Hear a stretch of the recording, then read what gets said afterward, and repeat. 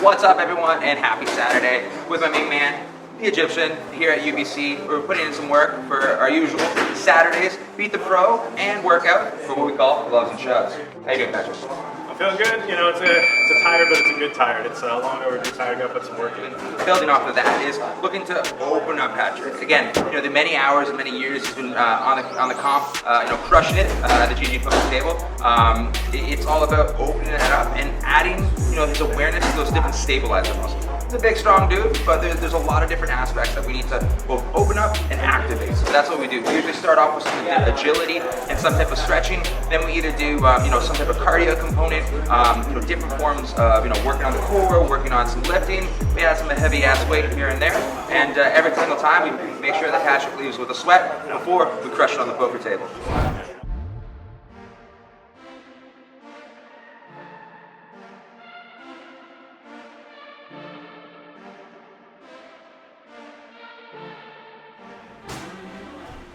There you go.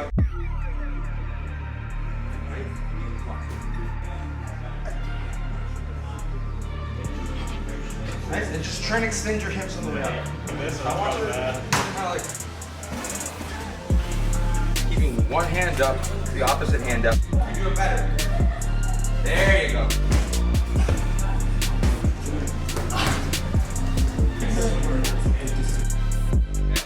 So, and we're turning our hip into jab, cross. So that's 1, 2, 1, 2, 1, 2. There you go. And at your hips. Hips don't lie. The thing to remember is this is what gauges it, right? The jab in boxing is the most important punch because it gauges it. Go. 1, 1, 1, 1, 1, 2, 1, 2. I can see if I know you're here, then I know I can get the cross in. If I know here, I can get the hook in, right? 1, 1, 1, 2, 2, 2. Be loose in between. So I'm moving a little bit. Yeah. 1, 1, 2, 3, 4. Yes. 1, 1, 2. Yeah. 2. 1, 2. 1, 2. 1, 2. Just finished up another session here at UBC with my man Egyptian, and like every Saturday, putting in those gains. He's showing up. That's honestly, as with anything, it's the hardest step and it's the most important step, and that's what we're doing. We're progressively adding different aspects of what's called workouts. Today we added the component of hitting the bag. So that's that cardio, that's that push at the end. We're activating all the stabilizer muscles, agility beforehand, and we're getting them to lift some heavy ass weight in between. So another great session here at UBC, and now it's off to the what's called poker table for GG Pokers Beat the Pros. Patrick, how you feeling, my man? I think the best way to put it is like when I'm watching people fight now and it's like the third round, I'm like, why doesn't he just try to knock him out? I think I found out why. They don't just try to knock him out, it's because they're fucking exhausted. Oh, it really puts it in perspective. Like, I'm feeling good, feeling burnt, but it's a good burn. Fucking I sat in front of a computer for like 12 years straight. It's about time I got some work. Hell yeah, you put in all the work. One quick thing to add, he actually has a natural movement. Like his 1, 2, again, the other different combinations that we added, whatever, the hooks and whatnot, and kind of putting it all together. Obviously, we got to tighten that up. But his 1, 2 is not that bad. His ability to move his hips and shift his hips actually really surprised me. So I'm really excited to just add more legs on, man. Get those gains. The hooks I'm looking forward to working on. Those aren't as natural. Oh, it begins. For sure, and then he doesn't, Yeah, right? so he had a really good hand that could bluff because he blocks things that are easy calls, right? He Yeah. blocks like 2 pairs and stuff like that. Yeah, that's the perfect example. Of why we call. We call when someone else is the aggressor. Yeah, and that's why we check and go lead. Never lead. Happy Saturday, y'all. We're back on the GG poker table. Yours truly. Oh, the motherfucker in. Now, if it was checked around flop, then you can bet, right? Then it's a little bit more. Got it. Oh, yeah! Lines are in the pot and they're sitting out. I mean, it's unfortunate that they're sitting out. You don't want it, but they're probably not going to show up, right? No! Ow! I think the early stages of this free roll, it's going to be very important that you get the confidence in spot. It's one of these rare situations where you need to be super focused because now that Drew's about to if Drew gets eliminated here, you're going to be basically playing heads up with this Chris Love guy. Now, this is actually really good for you because you have position, so they have to act before you do, so they can fold, and then if they fold, you can just raise and take the blinds, right? We're now on the GG poker table, and I got some really exciting news. We're the final table for the free roll, and we still got Beat the Pros. Already in the money. Let's go.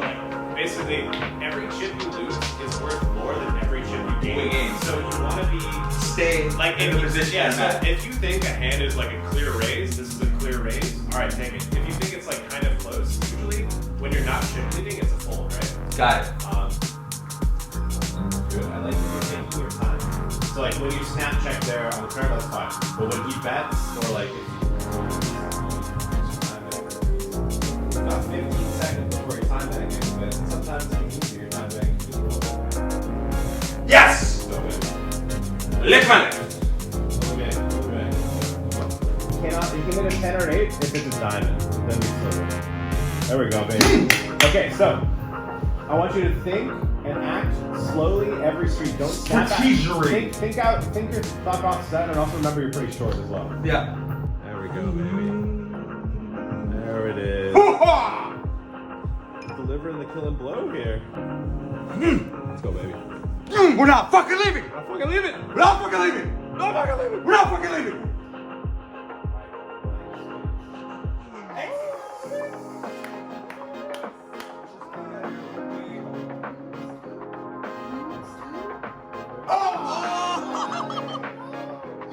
Oh, GG.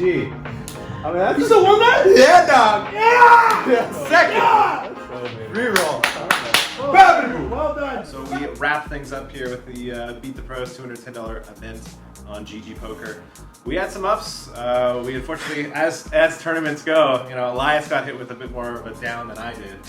He had quite the stack. He had started with 25,000 chips. He was up to 150. He was thinking Vegas, the Mirage. He was gone.